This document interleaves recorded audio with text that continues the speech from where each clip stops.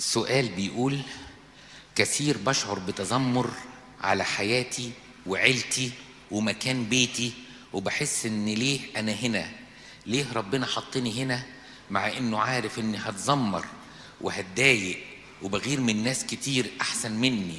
المفروض ابرمج نفسي على ايه؟ اول حاجة اشكر ربنا على اللي انت فيه، لانك انت افضل من ناس كتيرة قوي.